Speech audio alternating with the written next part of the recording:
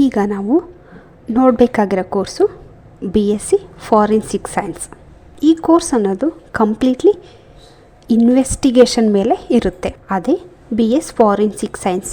ಈಗಿರೋ ಜನ್ರೇಷನಲ್ಲಿ ಮನುಷ್ಯರು ಡೇ ಬೈ ಡೇ ಅಪ್ಡೇಟ್ ಆಗ್ತಾ ಇರೋದ್ರಿಂದ ಕ್ರೈಮ್ಸ್ ಕೂಡ ತುಂಬ ಜಾಸ್ತಿ ಆಗ್ತಾ ಇದೆ. ಸೊ ಈಗ ಡೇ ಬೈ ಡೇ ಕ್ರೈಮ್ಸ್ ಜಾಸ್ತಿ ಆಗ್ತಾ ಇರೋದ್ರಿಂದ ಆ ಕ್ರೈಮ್ಸು ಯಾವ ಥರ ಮಾಡಿದ್ದಾರೆ ಅಂತ ಕಂಡುಹಿಡಿಯೋದೇ BSc ಫಾರೆನ್ಸಿಕ್ ಸೈನ್ಸ್.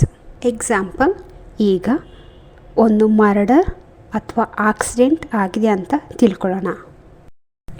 ಅದನ್ನು ಯಾಕೆ ಮಾಡಿದ್ದಾರೆ, ಯಾರು ಮಾಡಿದ್ದಾರೆ, ಹೇಗೆ ಮಾಡಿದ್ದಾರೆ ಅಂತ ಎಲ್ಲ ಆ್ಯಂಗಲಿಂದ ಕೂಡ ಅನಲೈಸ್ ಮಾಡಿ, ಬ್ಲಡ್ ಟೆಸ್ಟಿಂದ ಕೂಡ, ಫಿಂಗರ್ ಪ್ರಿಂಟಿಂದ, DNA ಟೆಸ್ಟು, ಈ ಥರ ಎಲ್ಲ ಟೆಸ್ಟ್ ಮಾಡಿ ರಿಪೋರ್ಟ್ ಕೊಡೋದೇ BSc ಫಾರೆನ್ಸಿಕ್ ಮಾಡಿರೋರ ಕೆಲಸ. ಕೋರ್ಟಲ್ಲಿ ನಡೆಯೋ ಕೇಸ್ಗೆ ಫಾರೆನ್ಸಿಕ್ ಸೈನ್ಸ್ ರಿಪೋರ್ಟ್ ಅನ್ನೋದು ತುಂಬ ಇಂಪಾರ್ಟೆಂಟ್ ಆಗಿರುತ್ತೆ. ಹಾಗೆ ಪೊಲೀಸ್ ಡಿಪಾರ್ಟ್ಮೆಂಟಲ್ಲಿ, CBI ಡಿಪಾರ್ಟ್ಮೆಂಟಲ್ಲಿ, ಸೈಬರ್ ಕ್ರೈಮ್ ಈ ಥರದ್ರಲ್ಲಿ ಫಾರೆನ್ಸಿಕ್ ಸೈನ್ಸ್ ರಿಪೋರ್ಟು ತುಂಬ ಇಂಪಾರ್ಟೆಂಟ್ ಆಗಿರುತ್ತೆ. ಹಾಗೆ ಫಿಂಗರ್ ಪ್ರಿಂಟ್ಸ್ ರಿಪೋರ್ಟ್ ಕೂಡ ತುಂಬ ಇಂಪಾರ್ಟೆಂಟು. ಸೊ ಇದನ್ನೆಲ್ಲ ಸ್ಟಡಿ ಮಾಡಿ ರಿಪೋರ್ಟ್ ಮಾಡೋದಕ್ಕೆ ಸ್ಟೂಡೆಂಟ್ಸ್ ಅವಶ್ಯಕತೆ ಇದೆ. ಸೊ ಅವರೇ ಫಾರೆನ್ಸಿಕ್.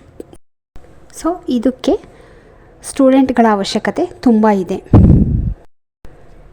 ಈ ಕೋರ್ಸ್ ಮಾಡಿದ್ರೆ ಈಗಲೇ ಅಲ್ಲ, ಫ್ಯೂಚರಲ್ಲೂ ಕೂಡ ತುಂಬ ಸ್ಕೋಪ್ ಹಾಗೆ ಡಿಮ್ಯಾಂಡ್ ಇದ್ದೇ ಇರುತ್ತೆ. ಓಕೆ, ಈಗ ಫಾರೆನ್ಸಿಕ್ ಸೈನ್ಸ್ ಅಂದರೆ ಏನು ಅಂತ ಗೊತ್ತಾಯ್ತಲ್ವ? ಸೊ ಈ ಕೋರ್ಸ್ ಮಾಡೋದಕ್ಕೆ ಎಲಿಜಿಬಿಲಿಟಿ ಚೆಕ್ ಮಾಡೋಣ ಬನ್ನಿ. PUCಯಲ್ಲಿ ಮಿನಿಮಮ್ 50% ಇರಬೇಕಾಗುತ್ತೆ. ಸಬ್ಜೆಕ್ಟ್ಸ್ ಬಂದು ಸೈನ್ಸ್ ಸ್ಟ್ರೀಮ್ ಆಗಿರಬೇಕಾಗುತ್ತೆ. ಅಂದರೆ ಫಿಸಿಕ್ಸು, ಕೆಮಿಸ್ಟ್ರಿ, ಮ್ಯಾಥ್ಸು, ಬಯಾಲಜಿ ಆಗಿರಬೇಕಾಗುತ್ತೆ. ಸೈನ್ಸ್ ಸ್ಟ್ರೀಮ್ ಆಗಬೇಕಾಗುತ್ತೆ. ಸೊ ಈ ಕೋರ್ಸ್ನ ಡ್ಯೂರೇಷನ್ಸ್ ಬಂದು 3 ಇಯರ್ ಕೋರ್ಸು. ಇದು 6 ಸೆಮಿಸ್ಟರ್ ಇರುತ್ತೆ. ಓಕೆ, ನೆಕ್ಸ್ಟು ಜಾಬ್ ಓಪನಿಂಗ್ಸ್ ನೋಡೋದಾದರೆ, ಗೌರ್ಮೆಂಟ್ ಸೈಡ್ ನೋಡೋದಾದರೆ ಸೈಬರ್ ಕ್ರೈಮ್, ಇನ್ವೆಸ್ಟಿಗೇಷನ್, CBI ಫೀಲ್ಡಲ್ಲಿ ವರ್ಕ್ ಮಾಡ್ಬೋದು. Production, consumer rights, forensic, laboratory, police and ಅನಾಟಮಿಯಲ್ಲಿ ವರ್ಕ್ ಮಾಡಬಹುದು.